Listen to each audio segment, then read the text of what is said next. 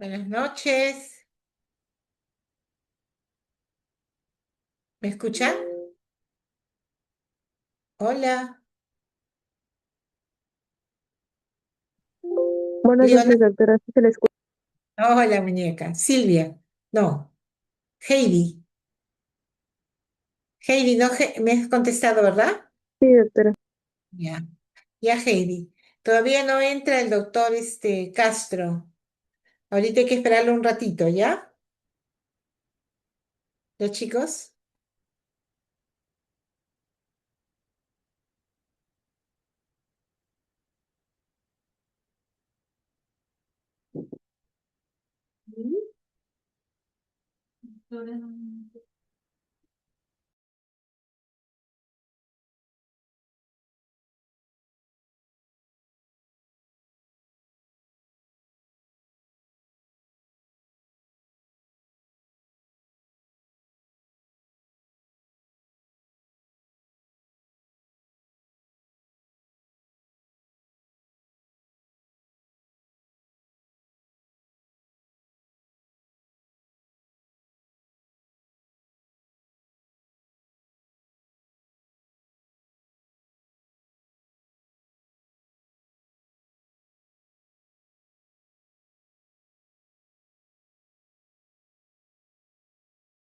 No se Ya. preocupe, doctora. Perdón. Está bien.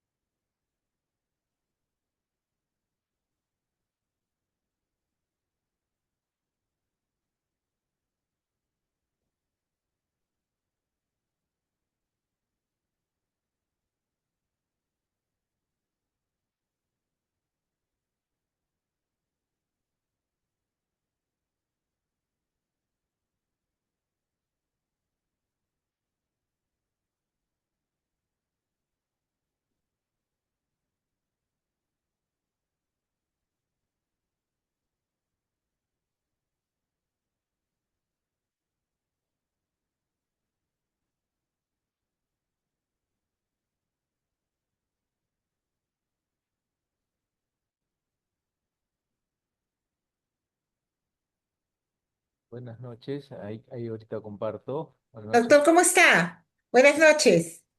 de la demora, pero acá es ando todo en orden. La guardia. A ver. Doctor Hugo, buenas noches. ¿Cómo está? ¿Me copia? Sí, ahora sí. Sí, no, Ya. le digo, disculpa un ratito la demora, sino que tuve acá un tema en la Sí, se guardia, pero está escucha bien. ordenado. A ver, Ya, doctor. vamos. Cuando quiera, bienvenido. Va, a disertar sobre primer periodo del parto, ¿no, doctor Hugo? Sí, correcto. Ya. Ya, doctor, puede, presentarse y proyectar su ponencia. Sí, voy a compartir. Ya.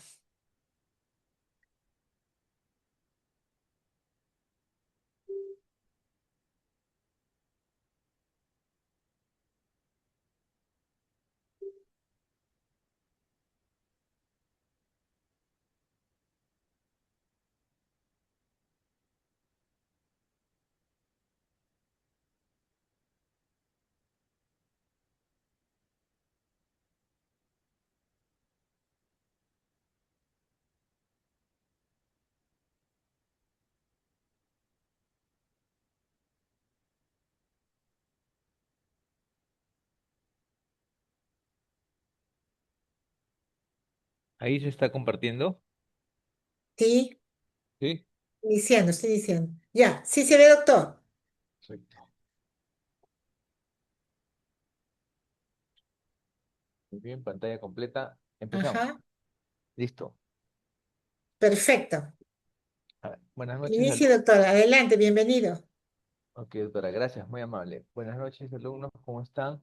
Vamos a hablar del primer periodo del trabajo de parto, ¿correcto? El parto es un conjunto de fenómenos fisiológicos que tienen por objeto la salida de un feto viable del tracto genital materno. Podemos definir parto eutóxico y parto distóxico. Parto eutóxico se cataloga como parto normal y parto distóxico lo que es mal parto, parto, digamos, complicado, difícil. ¿Correcto? Ahora, dentro de los periodos de la labor del parto, tenemos lo que es la dilatación, el expulsivo, el alumbramiento y el puerperio inmediato. Ahora, este, hay que tener en cuenta que el trabajo de parto como tal tiene diferentes fases, ¿correcto? Vamos a ver acá.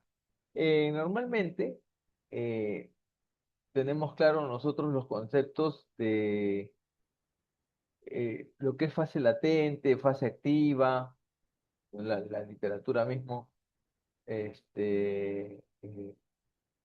la literatura misma te va dando esas definiciones. Pero, pero, muchas veces uno cuando está en un servicio de obstetricia como tal, este, vas a escuchar mucho la terminología pródromos de trabajo de parto. Entonces, hay que establecer una diferencia entre eso, entre lo que vamos a ver en la práctica, porque en muchos centros obstétricos vas a ver que dicen, está en pródromo de trabajo parto, está dehiscente un dedo, está permeable un dedo, está en fase latente, activa, expulsiva, alumbramiento, y hay que ubicarnos en qué situación nos encontramos. Entonces, pródromos de trabajo de parto e inicio de trabajo de parto es muy similar desde el punto de vista de definición, porque ambos tienen cambios en el cuello, ambos tienen pérdida de tapón mucoso. Y digamos que la diferencia radica en que nosotros le llamamos pródromos de trabajo de parto cuando hay una incorporación menor al 50%. O sea, la incorporación viene a ser el acortamiento del cuello antes de que empiece a dilatar. Y el inicio de trabajo de parto cuando la incorporación es mayor del 50%. ¿Correcto? Hasta 1 centímetro de dilatación, teniendo 2, 3 centímetros fase latente y fase activa de 4 para adelante hasta que llega el expulsivo con 10 centímetros. Por lo tanto, le dijimos que la placenta ya completó, la paciente ya completó la dilatación y va este, a expulsar el producto para posteriormente hacer el alumbramiento. Hay que tener en cuenta en la evolución de un trabajo de parto normal lo que es la dilatación, ¿correcto? 1,2 centímetros por hora, máximo 5 centímetros por hora. eh, en una nulípara. Lo normal es 1 centímetro por hora. Y la multípara, 1,5 centímetros por hora. máximo es 10 centímetros por hora. Pero ojo, ojo, estas definiciones que aparecen en negritas de 5 centímetros por hora y 10 centímetros por hora, te van a llevar, estas dos de acá, te van a llevar a lo que se cataloga como un parto precipitado. ¿Correcto? Lo normal es la nulípara, 1 centímetro por hora, centímetro y medio de la multípara. En cuanto a la velocidad de descenso, las nulíparas 1 centímetro por hora, el descenso de la cabeza fetal, y la multípara 2 centímetros por hora. En cuanto al expulsivo, definitivamente, normalmente en protocolos hospitalarios de 8 a 12 horas en nulíparas, multíparas de 6 a 8 horas. Pero la literatura te dice que tú puedes esperar en una nulípara un expulsivo máximo un periodo de 2 horas y una multípara máximo 1 hora. Lo mismo que el alumbramiento, ¿no? Este, eh, puedes esperar hasta un promedio de 50 minutos en nulíparas, multíparas 20 minutos. En protocolos hospitalarios muchas veces proponen 30 minutos para ambos. Ahora, la secuencia del desarrollo de los segmentos y anillos en el útero tiene que ver mucho con el tema de la incorporación. Este es el cuello. El cuello normalmente mide un promedio de 3 a 3,5 centímetros. Y como vemos acá en el gráfico, se va cortando, se va incorporando, ¿cierto? Para posteriormente empezar a dilatar. Ya digamos que en el expulsivo, correcto, acá tenemos cuando hay un expulsivo por parto obstruido o se empieza a romper el útero, acá se retrae este anillo de Band, así se le llama, que es patológico, ¿no?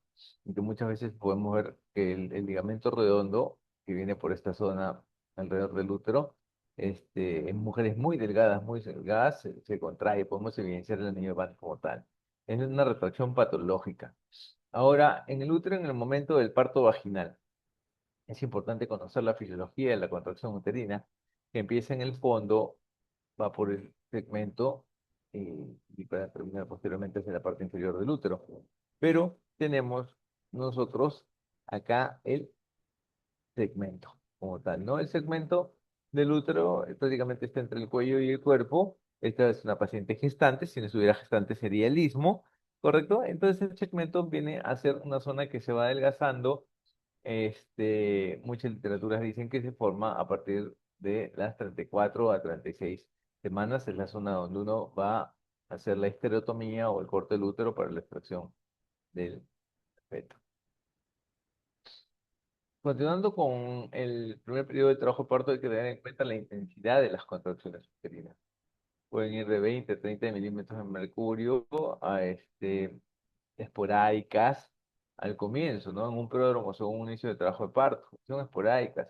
Inclusive estas también pueden presentarse en menor intensidad, 10 milímetros de mercurio durante la gestación como tal, principalmente en el tercer trimestre, de manera esporádica, y se catalogan como contracciones fisiológicas o de Braxton Hicks.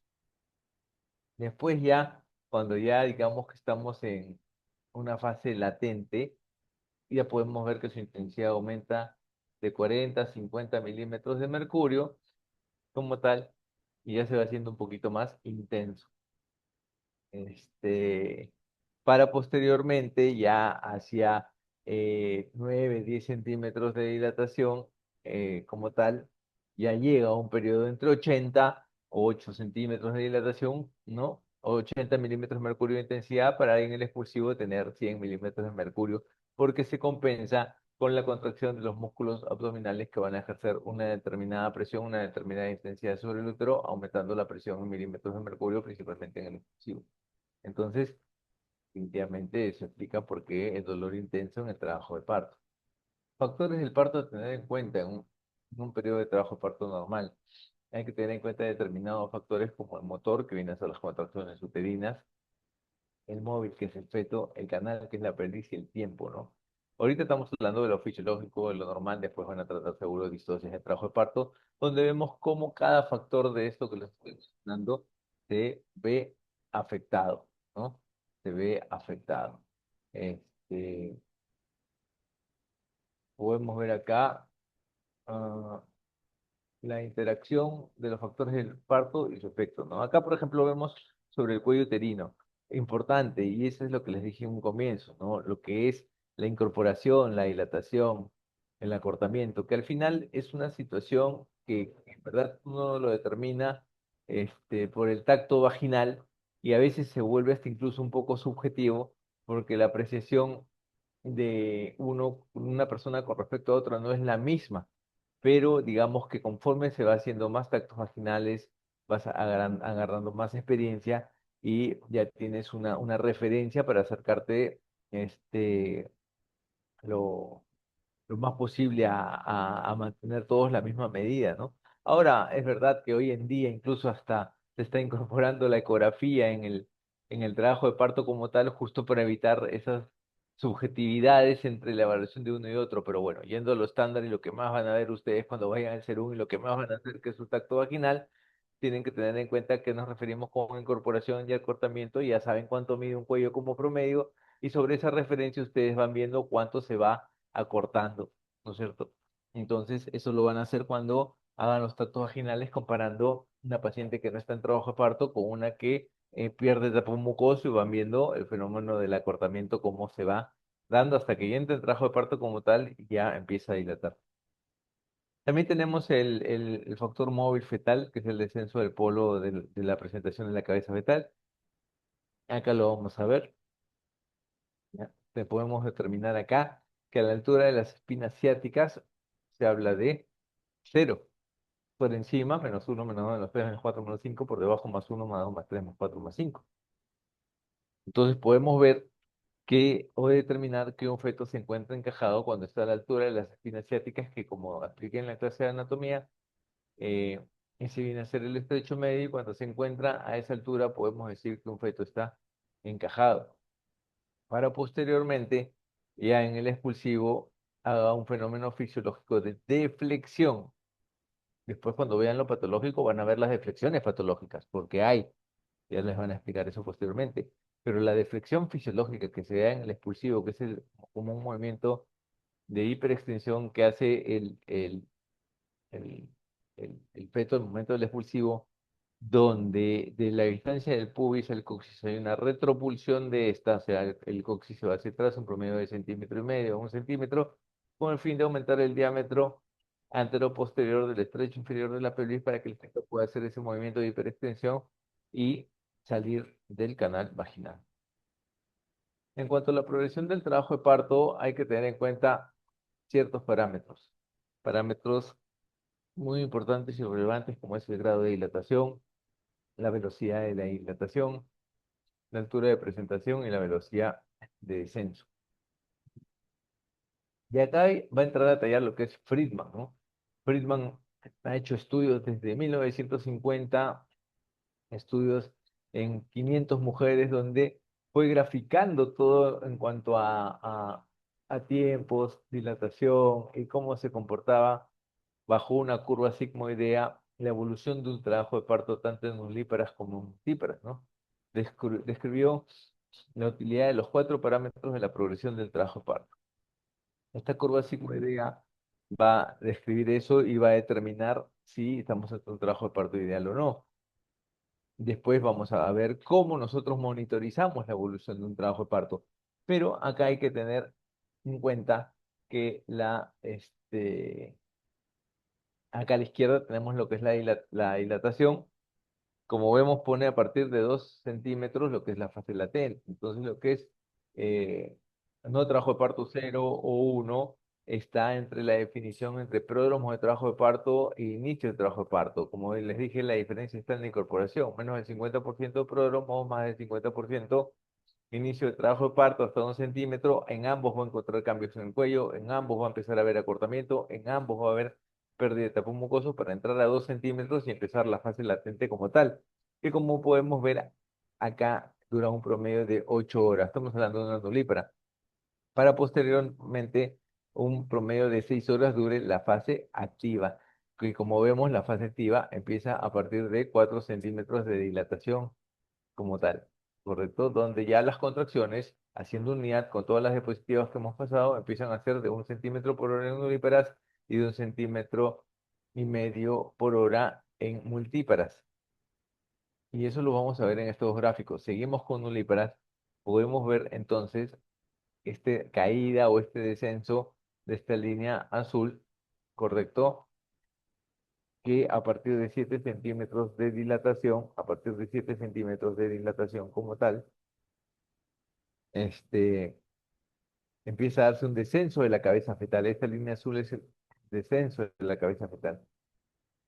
Y la línea roja, que es la curva sigmoidea de Friedman, podemos ver que prácticamente a partir de 2 centímetros de dilatación en fase latente hasta 4 centímetros de dilatación, a la cara izquierda está la dilatación, recién a partir de 4 centímetros que se acelera la intensidad de las contracciones, que ya lo vimos también en diapositiva anterior, y que no solo que acelera la intensidad de las contracciones, sino también en la velocidad de dilatación de 1 centímetro por hora, lo que va a llevar a que haya una aceleración de esta curva sigmoidea, y al hablar de 1 centímetro por hora, como abajo vemos que está por horas, ya empieza a avanzar hasta que llega a 9 centímetros de dilatación para posteriormente llegar a 10 y entrar a la segunda etapa del trabajo de parto, que viene a ser el expulsivo. Acá tenemos lo que es la multípara. Este, como vemos, todo está más acortado. Acá una fase latente dura un promedio de 6 horas, ¿correcto? Y 5 horas la fase activa. El descenso de la cabeza fetal, que igual que en el nudípara, se da a partir de los 7 centímetros de dilatación, pero llega antes. Porque cuando llegan, estos pacientes, cuando llegan a 4 centímetros, que empiezan la fase activa, su velocidad de dilatación aumenta a 1,5 centímetros por hora, lo que hace esta curva del trabajo de Friedman más acortada, ¿no? Acá podemos ver, ¿no? 4 centímetros de dilatación y se dispara, pero mira, ¿cuánto se ha demorado acá? Un promedio de 10 horas en este trabajo de parto, y lo que acá en una nulípara un promedio de 14, 15 horas. Entonces, está la diferencia. Ahora, hay situaciones, como les mencioné cuando les hablé de la velocidad de dilatación, eh, en centímetros por hora en nulíparas y multíparas, que prácticamente una multípara decía 10 centímetros por hora. Esos son casos de parto precipitado, en lo cual esa curva sigmoidea se acorta totalmente, pero eso no lo van a poder determinar con una curva de Friedman, ¿no? Simplemente por cuestión de tiempos y evaluación y ver en cuánto de dilatación está. O sea, no les va a poder hacer seguimiento a ese trabajo de parto porque todo es tan masivo, tan rápido, entonces son situaciones que pasan. Definición, ¿con quién nosotros monitorizamos este trabajo de parto? Con el partograma. Lo monitorizamos con el partograma, que es un documento médico legal, avalado por la OMS, que te permite ver la evolución de un trabajo de parto, cómo va su dilatación, su descenso y el tiempo, ¿no? De evolución de este.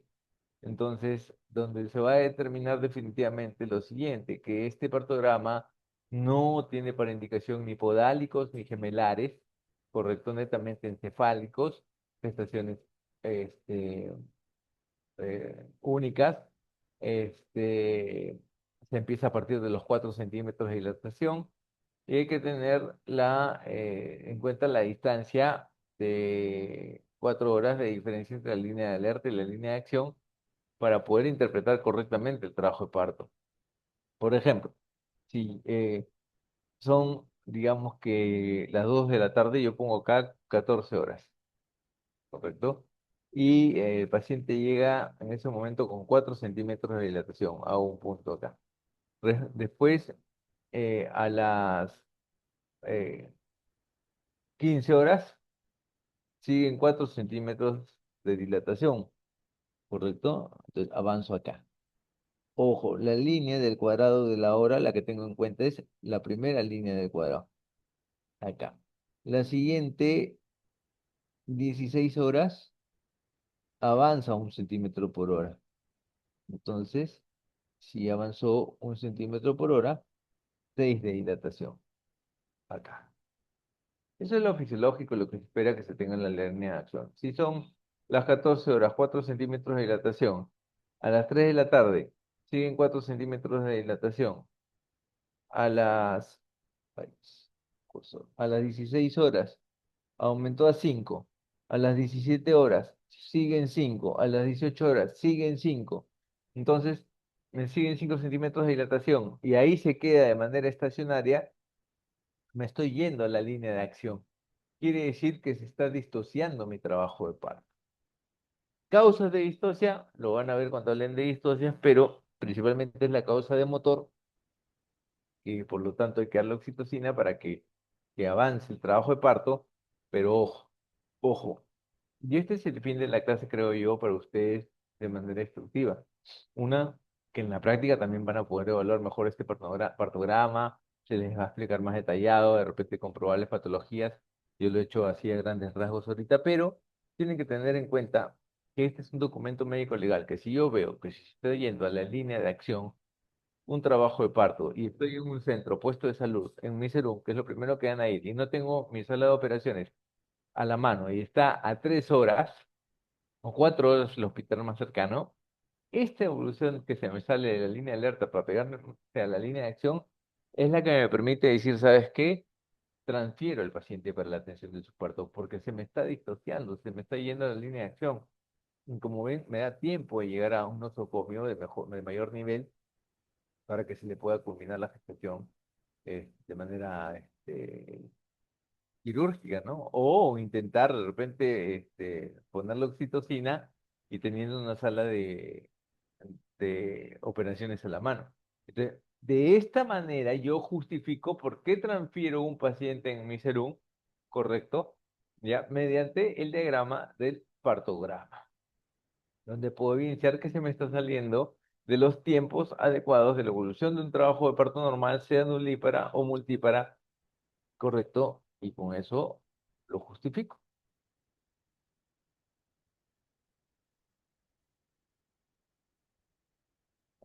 Nosotros decimos que una cabeza está encajada a la altura de las espinas ciáticas, donde decimos que está en cero, eso ya les dije. Y vamos a tener en cuenta lo que también es el monitoreo fetal intraparto, ¿no? Que es ¿qué consiste? Que también lo van a hacer en su serum. Auscultación intermitente, monitoreo electrónico interno de frecuencia cardíaca fetal, monitoreo electrónico interno de frecuencia cardíaca fetal, anoscopía, oximetría de pulso fetal y muestra de sangre de cuero cabelludo. Entonces, esas son formas de realizar un monitoreo fetal intraparto. El que más van a realizar va a ser el monitoreo electrónico externo, que viene a ser el uso del tococardiógrafo, y el objetivo de esa monitorización es que se reconozca un monitoreo electrónico fetal como tal, que se considera que es una herramienta para ver también cómo se comporta el bebé en el trabajo de parto, ¿correcto? Que se reconozca cuáles son los parámetros normales y anormales, detectar lo que es un feto hipóxico, detectar también cuándo hay riesgo de hipoxia en un trabajo de parto y evitar estados de asfixia perinatal. ¿A partir de cuándo, de qué edad gestacional nosotros pedimos un monitoreo electrónico fetal? A partir de las 28 semanas. Es lo que nos indica la literatura cuando ya el sistema nervioso autónomo del feto está completamente maduro, prácticamente simpático y parasimpático madurado. Entonces yo ya puedo pedir un monitoreo electrónico fetal. Yo no puedo pedir un monitoreo electrónico fetal a las 21 semanas, 22 semanas, 23 semanas, porque no va a haber reactividad, no hay un sistema nervioso autónomo maduro, no me va a dar mayor información ese monitoreo y va a salir, digamos, plano. Ahora lo podemos ver en un gráfico, pero prácticamente ese es el momento ideal en el cual debo solicitar yo un monitoreo electrónico fetal que me va a permitir, si hay algún grado de hipoxia, me va a permitir ver cómo está funcionando el sistema nervioso central y la frecuencia cardíaca fetal del feto. Forma parte el monitoreo fetal de un perfil biofísico fetal, y el éxito se consigue además teniendo presentes mecanismos de compensación fetal, considerando la capacidad adaptativa y reserva de cada circunstancia clínica. ¿Cuáles son los parámetros que hay que tener en un monitoreo fetal en cuenta? La frecuencia cardíaca, la variabilidad, las aceleraciones y las desaceleraciones. Tenemos el patrón normal que nos indica una frecuencia cardíaca basal entre 110 y 160. La OMS ahora cataloga de 110 a 180. Una variabilidad moderada de 5,25 latidos por minuto y aceleraciones presentes. En cuanto a la variabilidad, se refiere que si sabemos que la frecuencia del feto, la frecuencia cardíaca basal va de 110 a 180, yo ahorita tengo 120, al segundo 125, el siguiente segundo 130, el siguiente segundo 150, el siguiente 145. sobre un determinado basal que va a ser el que más se repite, ¿no? 120, 120, 120, 135, 140, 145, 120, 120, 135, 140, así va variando. En cuanto al patrón sospechoso, ya entra a tallar lo que es la taquicardia, ¿no? La taquicardia más de 160 latidos, ya, o de 170, y la bradicardia menos de 110, o sea, que se salga del límite superior o del límite inferior, que la variabilidad disminuya a menos de 5 latidos por minuto, o sea, 120, 121, 122, 120, 121, 121, 123, 122, no hay mucha variabilidad, en que esto sea por más de 40 minutos. O también una variabilidad demasiado marcada, mayor de 25, también que te va a condicionar, producto de la reactividad excesiva, a que se vaya la taquicardia. Dentro de la interpretación de un monitoreo, desaceleraciones variables simples, persistentes, complicadas, aisladas, desaceleraciones tardías, ahora lo vamos a ver. El patrón patológico, la taquicardia o la bradicardia ya estabilizada como tal, correcto, fuera del límite inferior y fuera del límite superior, sea taquicardia o bradicardia. Ese ya está indicando que tienes que culminar la gestación, muchas veces ante una distocia, y entrar inmediatamente a sala. Hay una variabilidad mínima o un monitoreo plano, correcto, hay desaceleraciones tardías, casi en más del 50% de contracciones, ¿ya? Y muchas veces también puede haber patrones sinusoidales con ondas de 3 a 5 ciclos por minuto. Mm, Vamos a verlo acá, porque al final lo que queremos evitar nosotros es todas las consecuencias de una hipoxia o una asfixia perinatal que nos va a llevar a la muerte y por lo tanto problemas médico-legales, ¿no? Mm. Ese es el cardiógrafo de manera externa, se coloca un transductor en el fondo del útero, el otro a la altura del corazón del bebé y me va a hacer este determinado trazado. Acá, por ejemplo, podemos ver que esta es la reactividad, el basal está a esta altura, que viene a ser 130 como promedio, y vemos que hay determinadas desaceleraciones, y que estas desaceleraciones, la punta de cada desaceleración está después del vértice de cada contracción, lo que me indica que es una desaceleración tardía a la contracción y que es característico de muchas veces lo que llamamos nosotros DIPDOPS o de insuficiencia placentaria, ¿correcto? Y que este patrón generalmente podemos encontrar ya como causa patológica en pacientes, como indicación patológica para culminar la cesárea de emergencia en pacientes con preeclampsia, con corionitis, con oligodramios o con retardos de crecimiento intrauterino. Las complicaciones en el caso del parto prematuro también se asocian a patrones no tranquilizadores de la frecuencia cardíaca fetal. La literatura señala que entre un 70 y 80% de los patrones no tranquilizadores en fetos menores de 33 semanas es donde más se va a evidenciar, producto de la prematurez, correcto, y que algunos resultarán en el nacimiento de un bebé neurológicamente deprimido, hipoxémico o asiémico. Por eso es que yo les dije, a partir de 28 semanas madura el sistema nervioso autónomo. No hay que infravalorar los patrones que encontremos con 30, 31, 32, 33 semanas, ¿no? Que ya está en teoría el sistema nervioso autónomo maduro y ya me debería dar determinada reactividad. Entonces, a veces cuando vemos patrones no tranquilizadores, esperamos y no monitorizamos. Es esperar y monitorizar con mayor rigurosidad. Patrón no tranquilizador, variable mínimo ausente, desaceleraciones tardías, desaceleraciones variables persistentes, taquicardia. Es un predictor de la asfixia y luego las secuelas neurológicas a largo plazo, que puede acabar ese feto. Hay que tener en cuenta que la taquicardia precede a la bradicardia en un sufrimiento fetal agudo. Eh, Monitoreo fetal interno prácticamente ya casi no se usa, muy poca literatura al respecto. ¿Deben monitorizarse los fetos prematuros? Sí, porque esos son más susceptibles a la hipoxia, incluso. Y es más, es donde más se van a dar los patrones no tranquilizadores que hay que tener mucho cuidado. Prácticamente en el 60% de prematuros se presenta. Y las anomalías más frecuentes van a ser desaceleraciones, bradicardia, taquicardia o variabilidad ósea. Entonces, como conclusión, tenemos en cuenta que tenemos que tener en cuenta dentro del primer periodo de trabajo de parto, bien en claro las definiciones, los tiempos, en cuanto a velocidad de dilatación, velocidad de descenso de la cabeza fetal, a qué diámetro de dilatación, 7 centímetros de dilatación, generalmente ocurre el descenso de la cabeza fetal, es donde se empieza a dar. En cuanto a la dilatación, nulíparas, multíparas, 1 cm/h, 1,5 cm/h respectivamente, nulíparas y multíparas, ¿correcto? Hablamos de permeabilidad del cérvix cuando es nulípara, hablamos de dehiscencia del cérvix porque ya pasó por partos en multíparas, ¿correcto? Hay que tener en cuenta todos esos patrones en base a la curva del trabajo de Friedman, cuándo iniciar los partogramas a partir de dilatación, en qué tipo de gestantes no se pueden ni gemelar ni podálico, ¿correcto? Este, y hay que tener en cuenta la diferencia de 4 horas entre la línea de alerta y la línea de acción. Hay que tener en cuenta también que los prematuros son más frágiles y más susceptibles a la hipoxia, deben ser monitorizados, ¿correcto? Y también tienen que tener en cuenta ustedes que el partograma es un instrumento médico legal y que están en un sitio donde no cuentan con la capacidad resolutiva necesaria, es un documento que les permite y les justifica por qué están refiriendo el paciente a un centro de mayor capacidad resolutiva. Muy bien, doctores. Quedo abierto a sus preguntas, si hubiera alguna duda.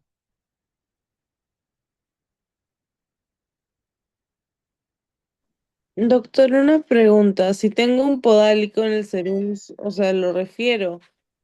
O porque como los fetos se Lo más probable mueven, es que no o tengas sala sea, de operaciones, ¿no? Ahora, si no tienes sala de operaciones, yo sí te recomiendo transferirlo.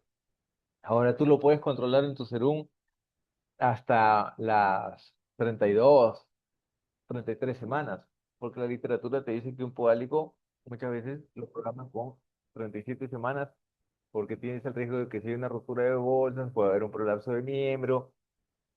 También hay otros parámetros a tener en cuenta, ¿no? Que es el peso, la multiparidad, etcétera. No significa que un podálico no pueda servir parto vaginal, pero tienes que dominar la técnica.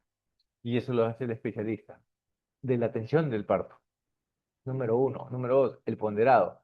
Número tres, la multiparidad. Y en base a eso tú decides si le das chance vaginal o no. Pero yo te hablo de un hospital nivel 3 de capacidad resolutiva donde probablemente están rotando ustedes ahora. Entonces van a ver eso probablemente y si te llega un podálico, un expulsivo y de repente pesa 2,5 kilos, tercera gestación, puedes intentar un parto vaginal. Que no sea cesárea anterior, lo puedes intentar. Pero no significa que ustedes en su serum van a poder hacer eso. Pero si yo estoy controlando una gestante con un feto en podálico, lo transfiero, ¿correcto? Porque hay que tener en cuenta todos esos parámetros, esas situaciones para poder yo brindarle la mejor atención de calidad.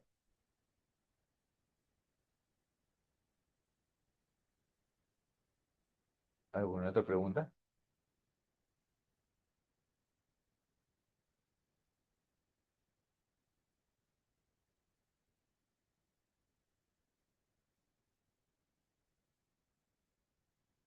Muy bien, todo claro.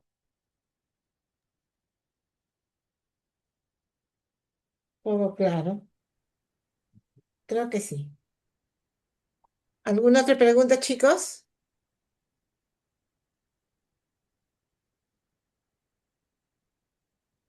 Ya, si no hay ninguna pregunta, agradecemos al doctor Hugo por su excelente exposición. Muchas gracias, doctor. Tenga muy buenas noches, muy amable. Buenas noches. Ya, ahí está. ¿Caballa? Doctora, buenas noches. Hola, doctor, excelente, excelente.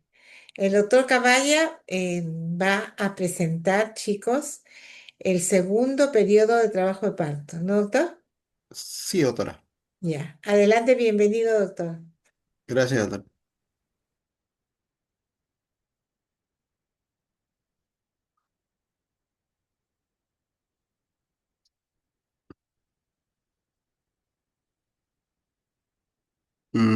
¿Ya pueden visualizar mi presentación? Doctor, se ve muy bien. Falta que se ponga en la copita. Ujú. Ahora sí. Sí, perfecto. Excelente. Em, Estimados alumnos, doctora, y todos tengan muy buenas noches. El que les habla, el doctor Edgar Caballaleón, ¿no? Eh, Trabajando en la sede del Hospital María Auxiliadora de Lima. En esta oportunidad vamos a desarrollar el tema de atención del expulsivo normal y patológico. Estos son los puntos que vamos a tratar desde el punto número uno, desde la definición, pasando por todos estos puntos que ya está mencionado, descrito, hasta el punto número 7. Como parte, como un saber previo, eh, quisiera que visualicen este video.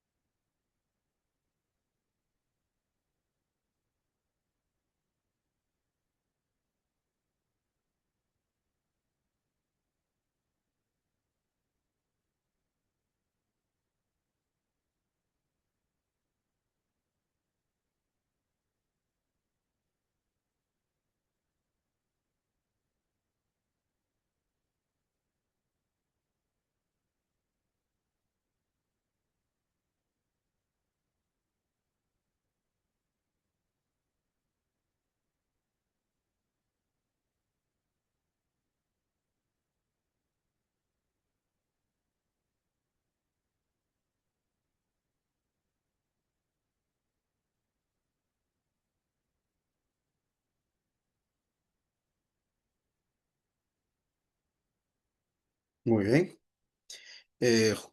Pudimos visualizar el video y aquí les he planteado dos preguntas a los participantes, unos cuantos, 104, ¿no? Para poder responder estas preguntas, ¿no? Uno, ¿a qué periodo del parto corresponde el video que acabamos de ver? Dos, ¿en qué variedad de posición fetal se produce el expulsivo? De repente algún participante podría dar alguna opinión.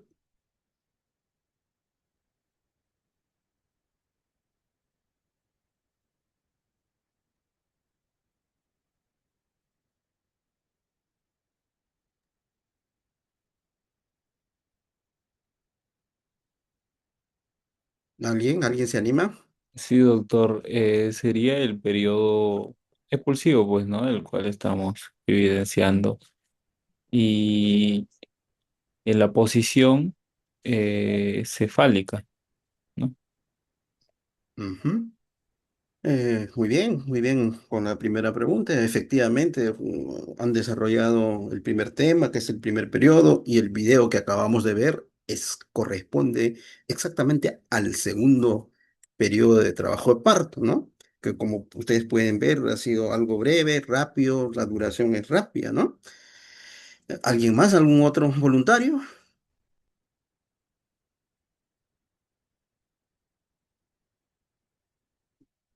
En todo caso, queda claro, ¿no? Que justamente ese es el periodo ese segundo periodo que vamos a conversar hoy, esta noche, ¿no? Y en cuanto a la variedad de posición fetal, esto también lo vamos a ver más adelante, ¿no? Pero sí podemos ir adelantando, mira cómo el feto, digamos, el nacimiento se produce, pues, justo los deditos mirando hacia abajo, ¿no? Hacia abajo, ¿no? Ahora con los mecanismos de trabajo de parto, todo ello lo vamos a revisar mejor. Ahí está. Entonces, para comenzar, decirles que el trabajo de parto es un proceso fisiológico, ¿no? Que se caracteriza por un conjunto de movimientos, ¿no? Y que finalmente tiene por objetivo la expulsión del feto y la placenta, ¿no? Entonces, siendo un proceso fisiológico, debemos diferenciar muy bien qué cosas son las fases, desde la fase uno hasta la fase 4 y qué cosas son los estadios clínicos, ¿no? No debemos confundirnos, ¿no? De tal manera es Casey y todos sus colaboradores, ¿no? Que dividieron al parto en cuatro fases, ¿no? La fase uno es la fase de falta de respuesta contráctil. Aquí se va a caracterizar porque hay un reblandecimiento cérvico-uterino, ¿no? Esto, esto se puede ver en el inicio del embarazo, ¿no?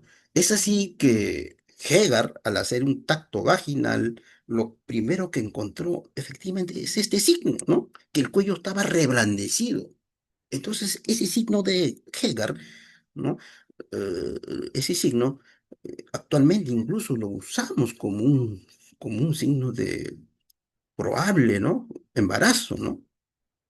Porque el embarazo ya se puede confirmar con la ecografía, ¿no? Pero este signo muy importante, ¿no? Que corresponde a la fase uno de inactividad. Posteriormente está la fase 2, ¿no? La fase 2 del parto, ¿no? Esta fase 2, esto va a coincidir con el inicio del trabajo de parto. Entonces, en esta fase va a haber una preparación para el trabajo de parto. Esto se va a caracterizar por la maduración del cuello del útero. Entonces, esta maduración del cuello del útero corresponde a una serie de cambios físicos, químicos, mecánicos, ¿no? Y posteriormente, en la fase número 3, la fase de estimulación. Esta fase es propio del trabajo de parto, ¿no? Aquí sí va a haber contracciones uterinas, va a haber dilatación cervical, aquí se va a producir la expulsión del feto, ¿no? Aquí sí se van a activar todos los receptores para oxitocina, para prostaglandina, ¿no? Entonces, esta fase va a estar compuesto por tres etapas clínicas, ¿no? Estas tres etapas clínicas son justamente lo que ya revisaron, la etapa uno o primer periodo de trabajo de parto, o también se le llama el periodo de dilatación. Y la otra etapa clínica es el periodo 2, ¿no? O etapa 2 o expulsión del feto, ¿no? Y una tercera etapa clínica, que es el periodo 3 o etapa 3 o el periodo de alumbramiento, es decir, la expulsión de la placenta. Friedman es el estudioso, ¿no? Que es el primer estudioso del trabajo de parto. Él, es más, nos señala que el primer periodo de parto, es decir, la dilatación, a su vez, tiene otras dos subfases, ¿no? La fase latente y la fase activa. A su vez, lo divide a la fase activa en fase de aceleración, fase de pendiente máxima y una fase de desaceleración. Culminada la fase 3, ¿no? Se continúa con la fase 4, es la fase 4 de la involución, de la recuperación, de la involución uterina, la reparación cervicuterina y el amamantamiento. Entonces, debe quedar claro las cuatro fases del parto y no confundir con los estadios clínicos, ¿no? No confundir con los estadios clínicos. Como de repente un preámbulo, ¿no? Como un preámbulo, ¿no? Eh, ya estudiaron el primer periodo. Ese primer periodo también se llama el periodo de dilatación. Como probablemente hayan revisado, este periodo sí dura más, ¿no? Este periodo en promedio en nulíparas, 10 a 12 horas, más o menos, ¿no? Aproximadamente. Y en multíparas, 5 o 6 horas, ¿no? Entonces, como habíamos mencionado, este primer periodo está constituido por una fase latente y una fase activa, ¿no? Entonces, aquí la fase latente, mira, en nulíparas, como máximo debe durar 21 horas, como máximo 21 horas. Y en multípara, como máximo 14 horas. Pasada este tiempo, pasadas las 14 horas o las 21 horas nulíparas, entonces ya estamos en una distosia. ¿Y cuál es la distosia? La fase latente, labor de parto prolongado, ¿no? Entonces, a su vez, Friedman, a la fase activa, no sé, ellos en el año 1950-54, para Friedman dijo, mira, la fase activa inicia desde los 4 centímetros de dilatación y termina cuando llega a 10 centímetros de dilatación. Pero esto hoy en día ha cambiado un poco, ¿no? El Colegio Americano de Ginecólogos y Obstetras dice, no, mira, para nosotros la fase activa empieza con 6 centímetros, sean en su condición nulípara o múltiple. De igual manera, la Organización Mundial de la Salud también se ha pronunciado, dijo, no, la fase activa para nosotros debe empezar con 5 centímetros, tanto en nulíparas como en multíparas, ¿no? Esto es lo que actualmente se pregona, ¿no es cierto? Asimismo también, mira cómo es la dilatación, ¿no? En nulíparas, mira, una dilatación de 1,2 centímetros por hora. y en multíparas 1,5 centímetros por hora. Y fíjese el descenso también, miren, en nulíparas 1 centímetro por hora, en multíparas 2 centímetros por hora. Conclusión, son las multíparas las que dilatan más rápido, descienden más rápido. Entonces, vayamos al punto justo donde vimos el video, ¿no? Entonces, vayamos al segundo periodo de trabajo de parto o periodo expulsivo, ¿no? Este periodo inicia cuando obtenemos una dilatación de 10 centímetros y termina cuando se expulsa el feto, ¿no? Como ustedes pudieron ver en el video, este es un periodo breve, es rápido, es rápido, ¿no? De tal manera que en multíparas tiene una media de 20 minutos de duración y en uníparas hasta 50 minutos. Pero actualmente, ¿no? Actualmente, mire, Friedman cuando hizo sus estudios en el año 1954, él en cambio sostenía que el expulsivo tenía una duración de 2 horas en nulíparas y 1 hora en multíparas.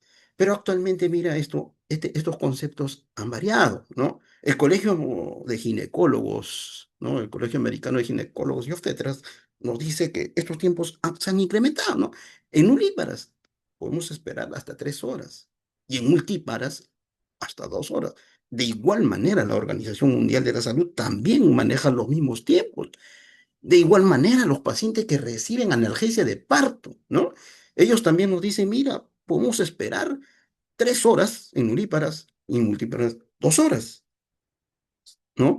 Y lógicamente, en el expulsivo, las contracciones uterinas tienen que ser regulares, con una frecuencia de 3 a 5 contracciones en 10 minutos, con una duración de 60 a 90 segundos y una intensidad de 50 milímetros de mercurio.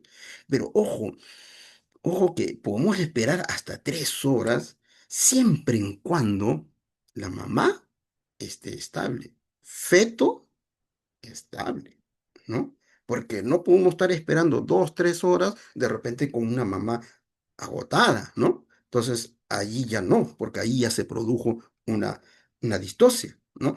Entonces, en conclusión, ¿a qué llamaremos un expulsivo prolongado?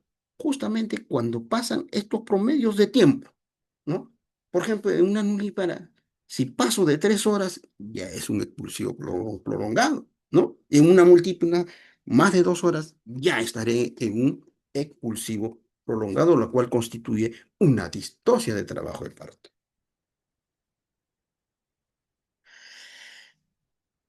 Para continuar el tema, es importante también ver cuáles son los mecanismos de trabajo del parto. Los mecanismos de trabajo de parto son un conjunto de movimientos que hace el feto en su trayecto por el, por el canal pélvico, ¿no? De tal manera para producirse el nacimiento. Entonces, aquí es muy importante, por ejemplo, la situación, ¿no? La situación del feto es muy importante. Por ejemplo, en esta figura, ¿no? Por ejemplo, aquí este feto está en una situación transversa, ¿no? Así como está, no va a desarrollar un trabajo de parto normal. Va a desarrollar un trabajo de parto normal o una distosia. Porque está en una situación transversa y encima dorso inferior, ¿no? ¿Es importante la posición? Sí, es importante la posición. Mire aquí este efecto, ¿no? Está en una situación, en una posición oblicua. ¿Esto podría generar una distosia? Sí, podría generar una distosia. ¿Es importante la presentación del feto? Sí, es importante la presentación del feto. Mira, aquí cómo está la presentación del feto. Este está en una presentación de nalgas, es una presentación podálica. Entonces, ¿esto me puede generar una distosia de trabajo de parto? Por supuesto que sí. Ya no es un parto tóxico. Esto va a generar un trabajo de parto disfuncional, ¿no? Una distosia, ¿no? Es importante la actitud del feto. Normalmente la actitud del feto es de flexión universal, ¿no?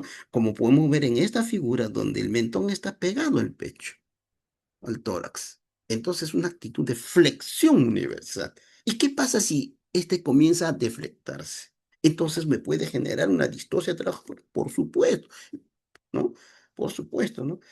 ¿Y tiene que ver también el peso del feto? Sí. No es lo mismo atender pues un peso promedio de 3.500 versus un feto que pese 4.000, 4.500, ¿no? ¿Esto nos puede llevar a una distocia? Sí, sobre todo a distocia de hombros en el expulsivo, ¿no? Es importante que el feto de repente si tiene alguna malformación, sí, por supuesto, si el feto tiene una hidrocefalia, esto nos va a llevar a una distocia, ¿no? Porque a veces el perímetro cefálico de una hidrocefalia llega a 30, 35, incluso si es severo puede llegar hasta 40. Eso va a ser bien difícil que pase por el canal de parto. ¿Nos va a llevar a una distocia? Sí. ¿No? La contractibilidad uterina, ¿sí? ¿Qué pasa si tiene una hipodinamia uterina, una, una bradisistolia? Entonces, en esas condiciones no se va a producir, nos puede llevar a una distocia. Entonces son factores que de repente podemos corregir, ¿no? Mediante el manejo activo del trabajo de parto, ¿no? Es importante el agotamiento, un factor del factor materno, en este caso el agotamiento materno, sí, pues, ¿no? Para que se pueda producir el expulsivo es importante el pujo que tiene que desarrollar la mamá, ¿no? Porque si está en agotamiento materno, esto nos va a llevar a una distocia, probablemente fracasemos el expulsivo y probablemente terminemos en un parto por vía alta, como es una cesárea, ¿no? La desproporción cefalopénica, por supuesto, también es otra de las patologías que seguramente se va a desarrollar más adelante, también es una causa de distocia de parto, ¿no? Ahora, una vez revisados los mecanismos de trabajo de parto, el otro punto que debemos revisar también es las variedades de posición, ¿no? Las variedades de posición.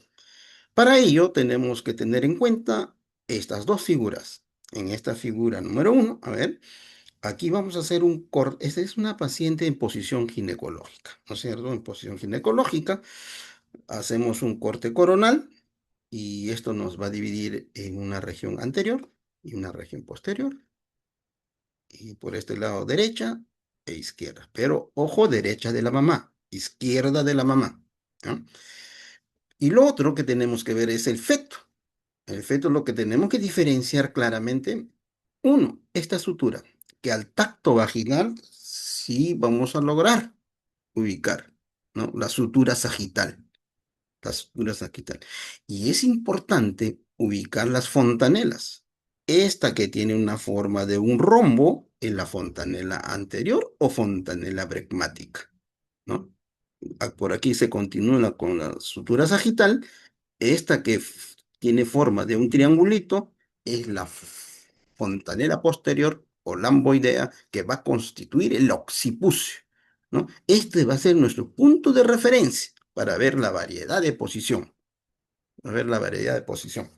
De tal manera que uniendo estas dos figuras, por ejemplo, aquí, en esta variedad de posición, lo primero que tengo que hacer es ubicar el occipucio. El occipucio, como hemos mencionado, tiene la forma de un triangulito, ¿no? Entonces, ubico el triangulito, está allí. Entonces, ¿en qué parte de la región estará? ¿En la parte anterior? Posterior. Anterior. Está en la región anterior. Derecha, izquierda. Está en la parte izquierda. Entonces, ¿cuál es la variedad de posición? Occipito ilíaca, izquierda, anterior. Esa es la figura número uno.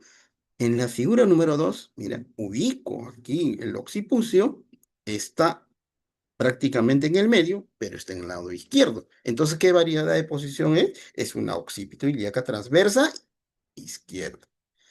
Figura número 3. Ubico el occipucio, mi punto de referencia.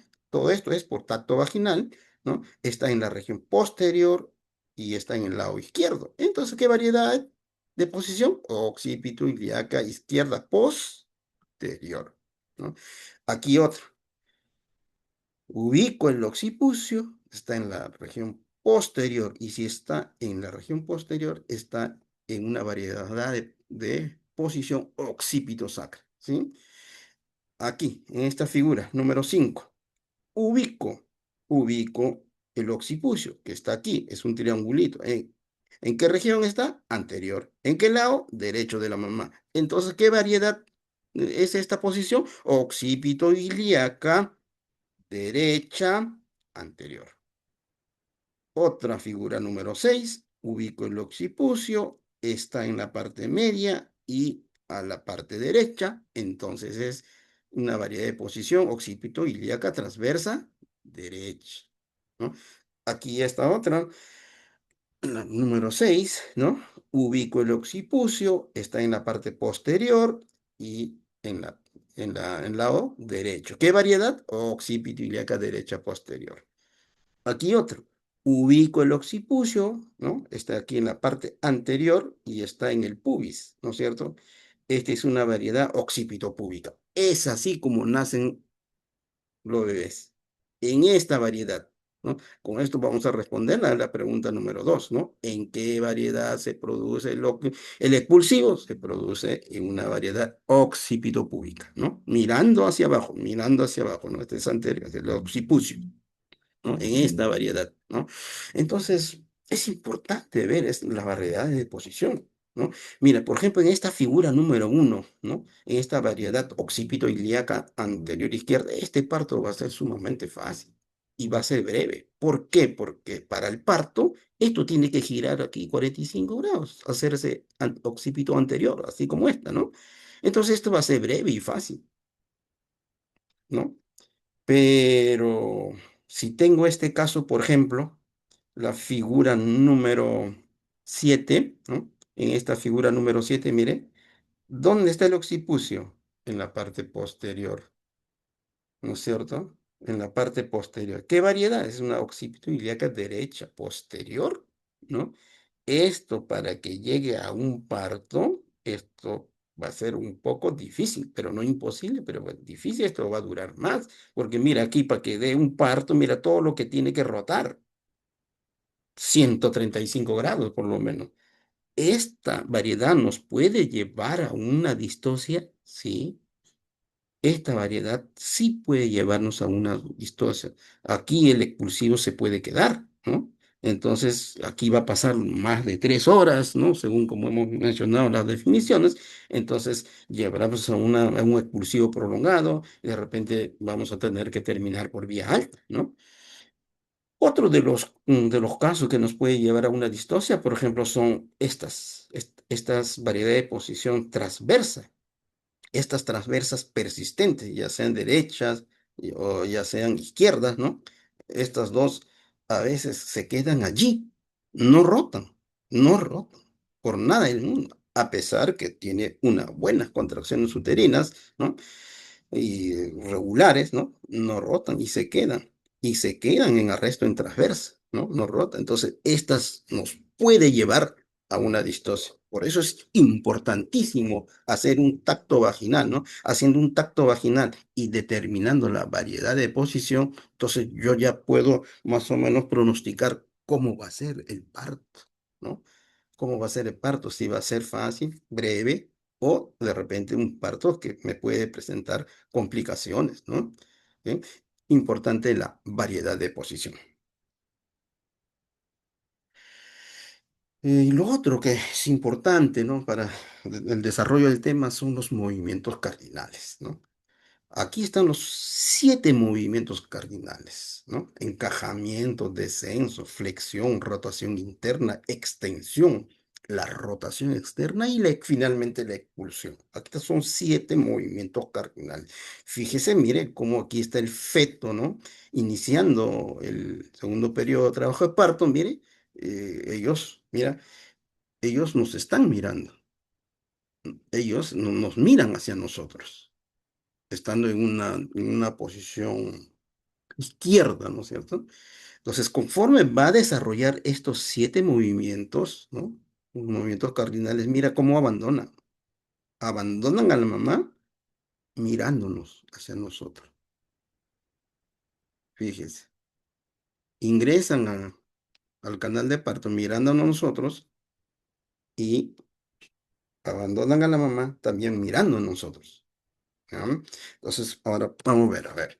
Entonces, primer movimiento cardinal, encajamiento, ¿no? Entonces, para ver el encajamiento, nosotros tenemos 2 formas de calcularlo. Uno, a través de la palpación abdominal y 2, a través de un tacto vaginal. A través de un tacto vaginal, mi punto de referencia lo primero que voy a hacer es ubicar la espina ciática. Derecha, izquierda. Aquí está. Ambas espinas ciáticas, ¿no? Esto más o menos está, si ubico la longitud total de la vagina, está más o menos en la parte media. Entonces, en la parte media hago el tacto de vagina, ubico la espina ciática. Para mí, estas espinas ciáticas, según las estaciones de Lee, será la estación cero. 1 centímetro por encima será la estación 9 - 1.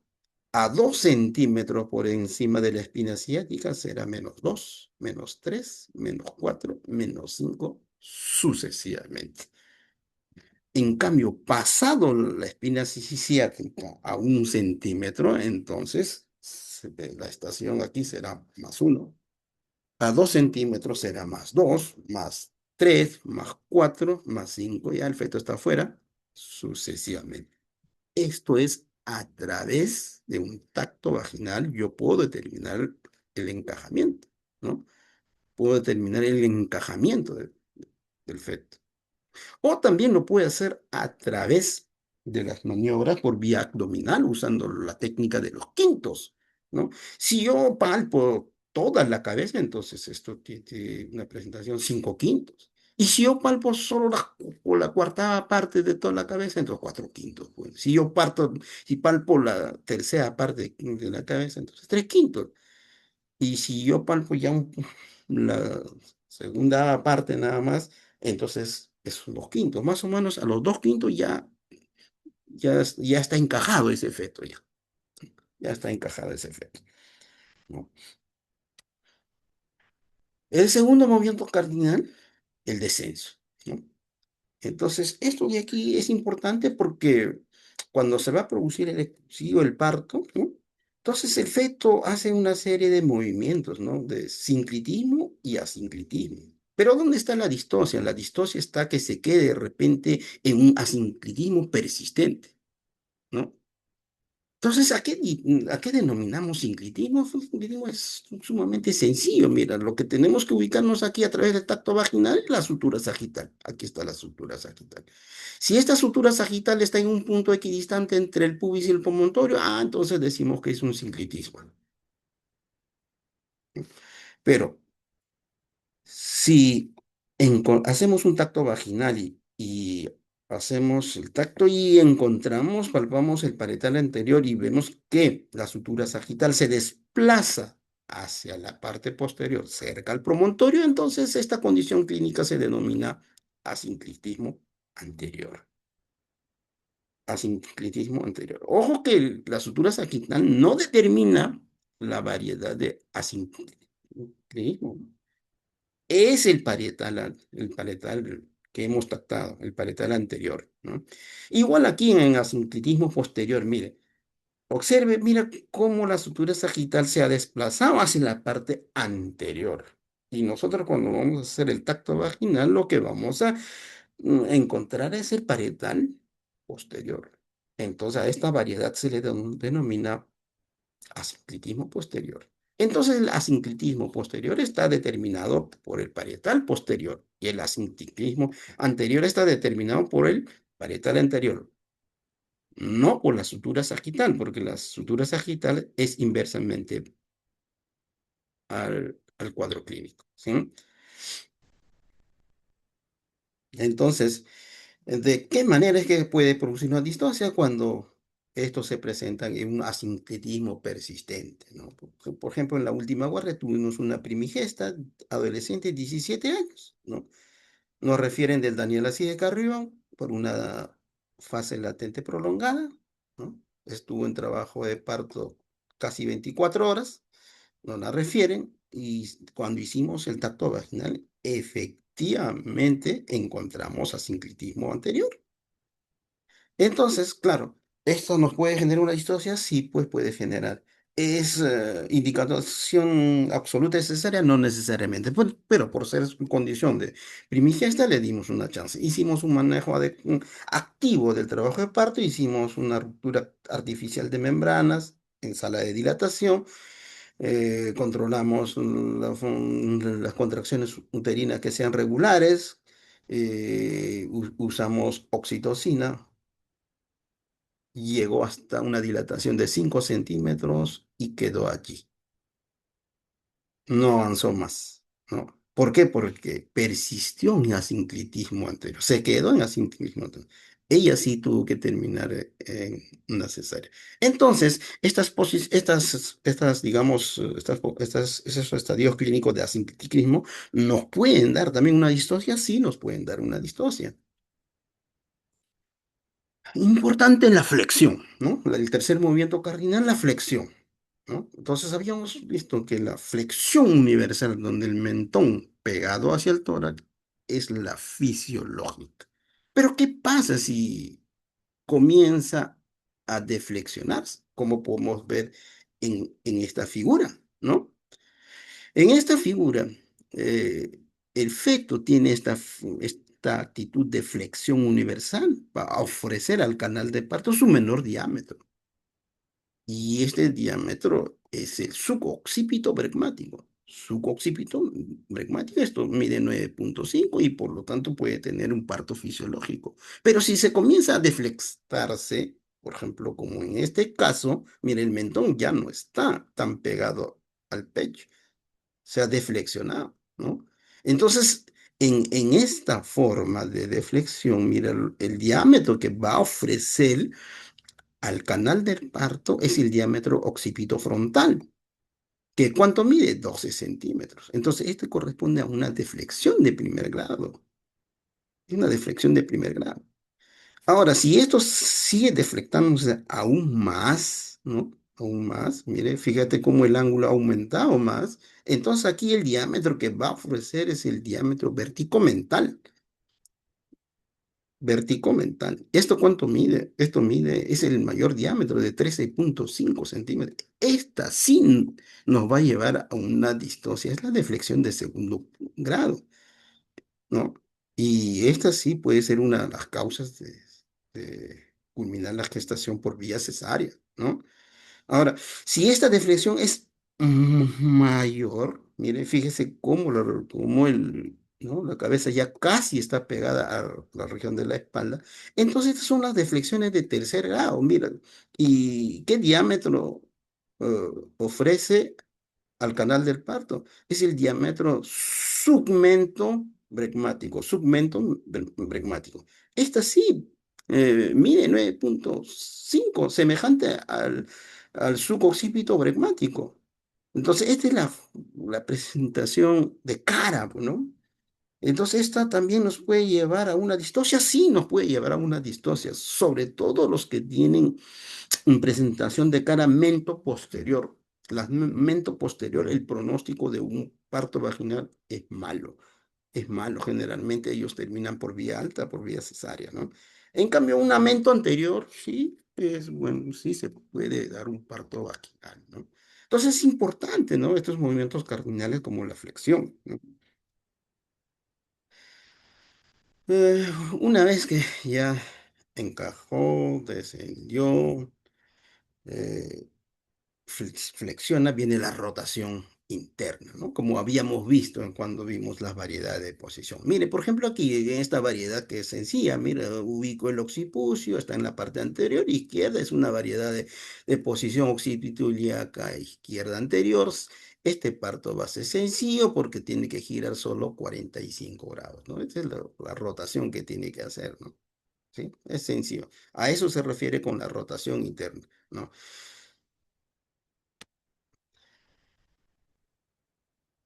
El siguiente movimiento cardinal es la extensión, ¿no?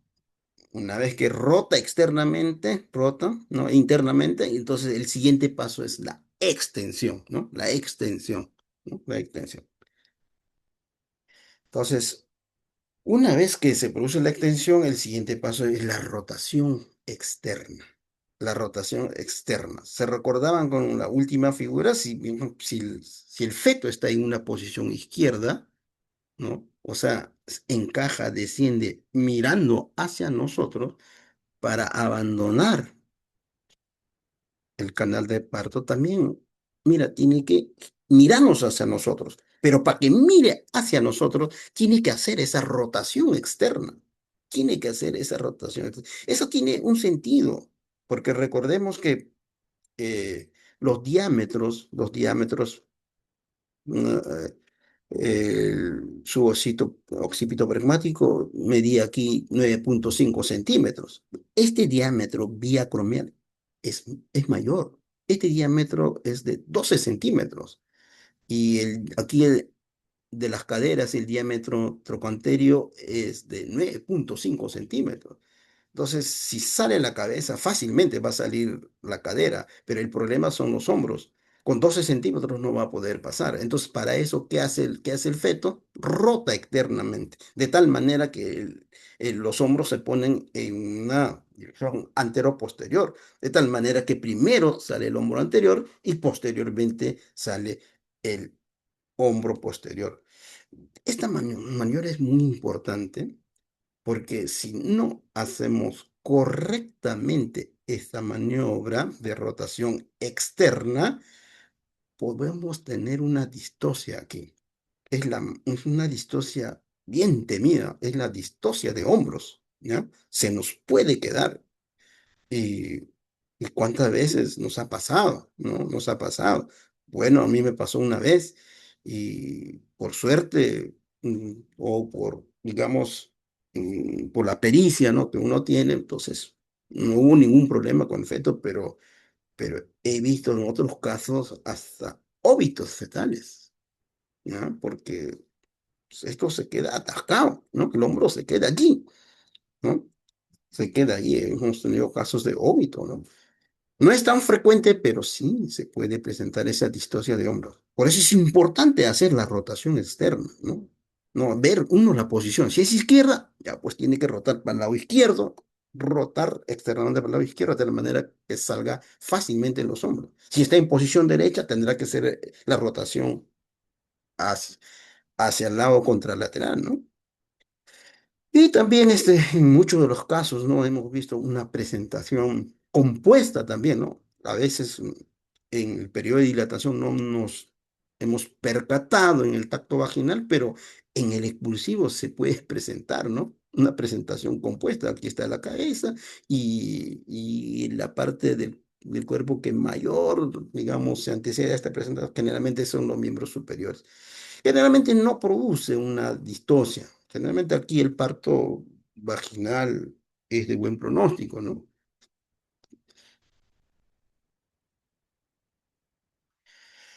El último movimiento, ¿no? La expulsión, ¿no? Aquí una vez que ya salen los hombros, ya fácilmente pues va a salir el abdomen, la cadera, ¿no? Eso por los diámetros que hemos revisado, ¿no?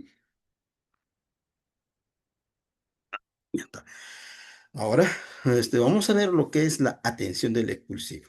Ya. Entonces, generalmente, cuando nosotros estamos en la sala de dilatación, lo primero que las pacientes nos reportan nos dicen, quiero pujar, quiero ir al baño. Entonces, cuando escuchemos esos gritos, llantos, lo primero que tenemos que hacer es hacer un tacto vaginal, ¿no? Hacer un tacto vaginal. Entonces, esos síntomas es porque ya están en expulsivo, ¿no? Ya muchos de ellos están en expulsivo. Entonces, para pasar a una sala de parto, es muy importante ver la paridad, ¿no? Ver la paridad. En primíparas, para pasar a una sala de partos tenemos que pasarlo con una dilatación completa, es decir, 10 centímetros, ¿no? Es más, ¿no? Podemos ya visualizar, ¿no?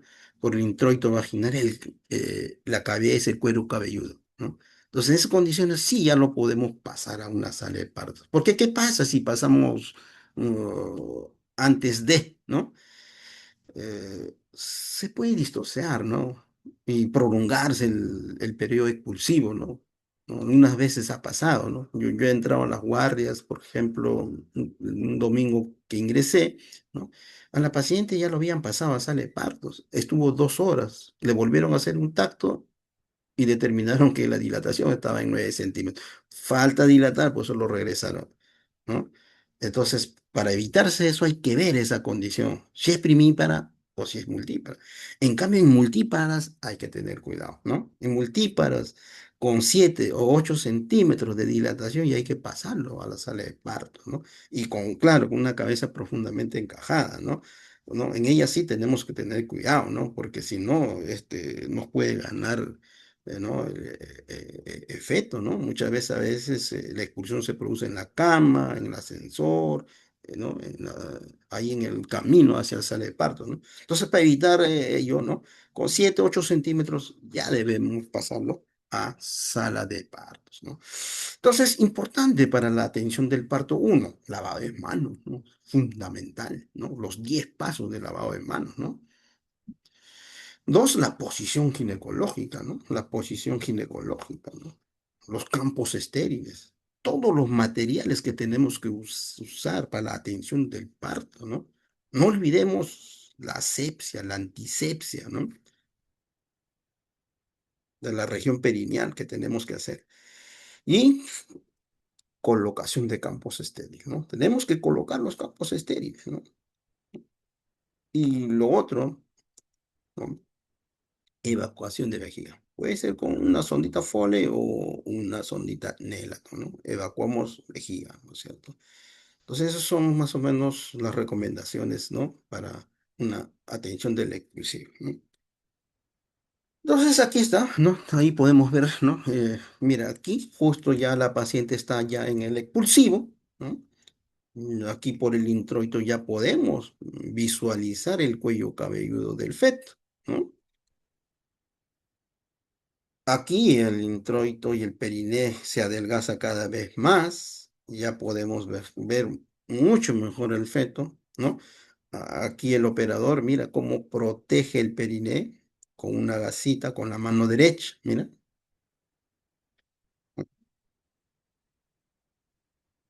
¿Ves? Aquí ya el periné se adelgaza mucho más y ahí ya comienza a coronar, ¿no? Aquí el operador sigue protegiendo, ¿no? El periné, da las indicaciones a la parturienta, ¿no? De tal manera que puje con todas sus fuerzas, aprovechando que haya una contracción, ¿no? Y descansando cuando inmediatamente cede las contracciones uterinas, ¿no?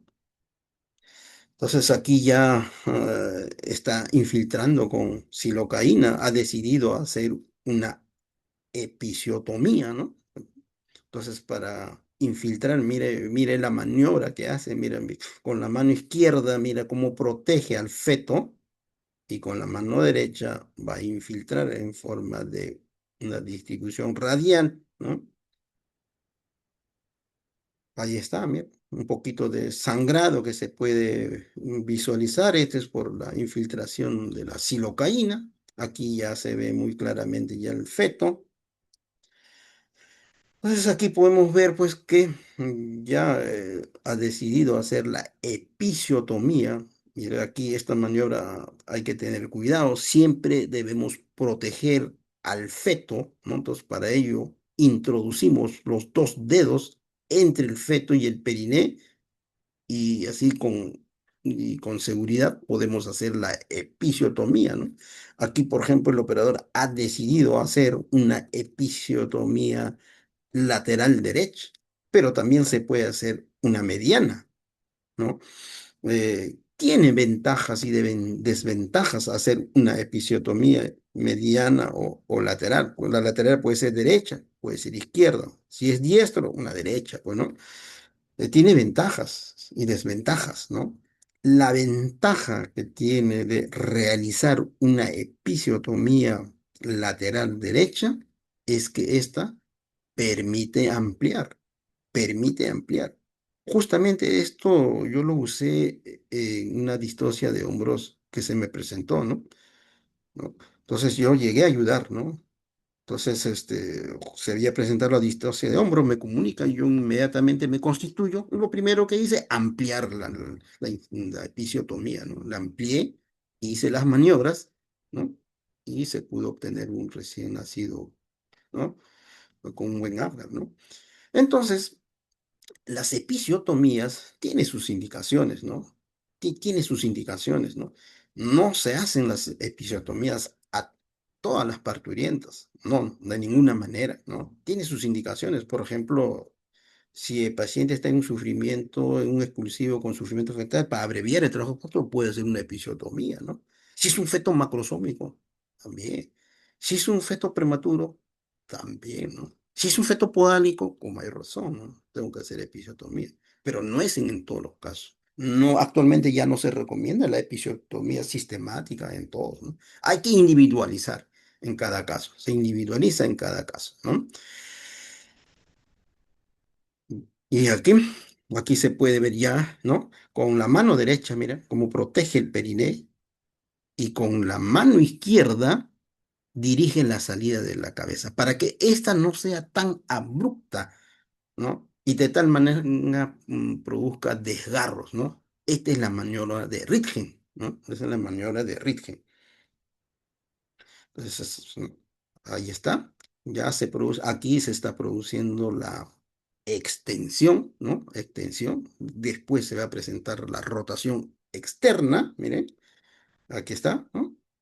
Aquí se produce eh, ¿no? Aquí hay inicios de la rotación externa, ¿no? ¿Ves? Aquí está, ¿ves? Se produce la rotación externa. Aquí le han ayudado un poco a rotar completamente la rotación externa, ¿no? ¿No? Nos mira hacia nosotros y enseguida lo que hay que hacer es sacar primero el hombro anterior y luego el hombro posterior, como se puede ver aquí. Aquí están extrayendo el hombro anterior. Ahora aquí en esta figura se extrae el hombro posterior, ¿no? De tal manera que se produce la expulsión, ¿no? Una vez producida la expulsión, lo que corresponde es la atención inmediata de recién nacido, ¿no? Entonces, lo primero que tengo que hacer para prevención de hipotermia, lo primero que hago, secado y abrigo, ¿no? Y luego, aspiro secreciones. Aspiro secreciones, primero en la boca, luego en la nariz, ¿no?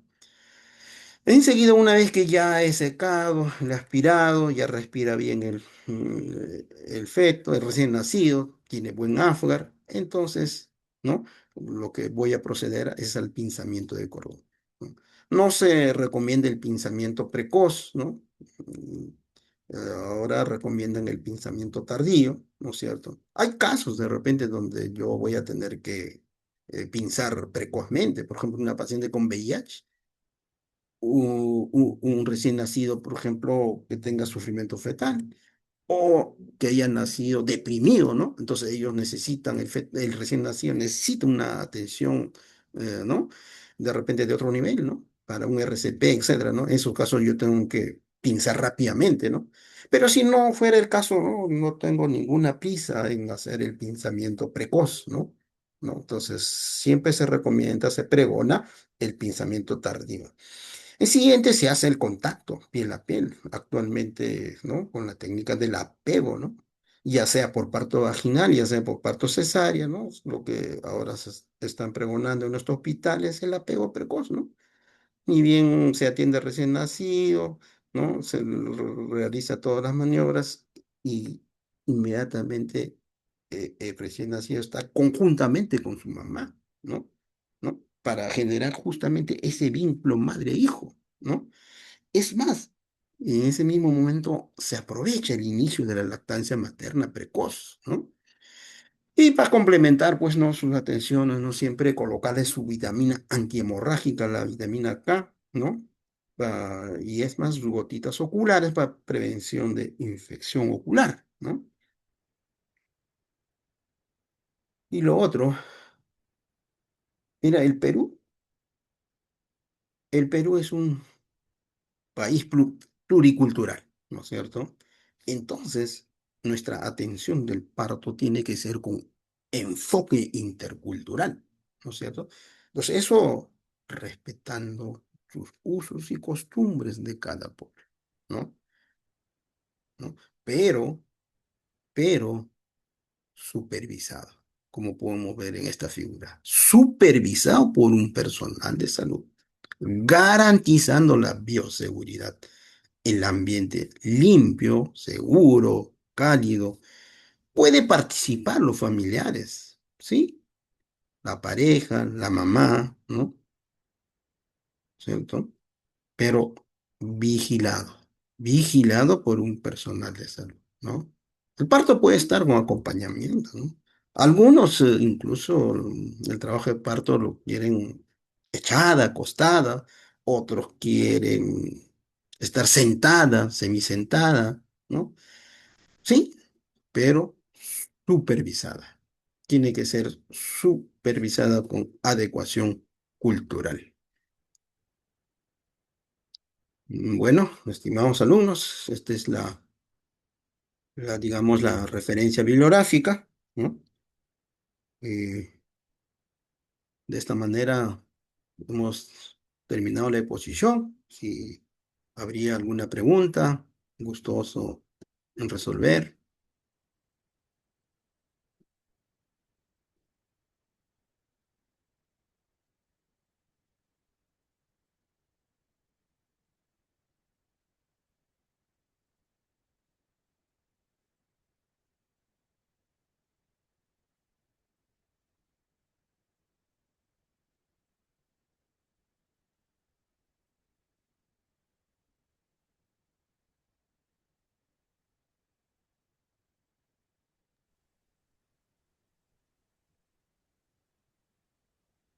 ¿Alguna pregunta, chicos?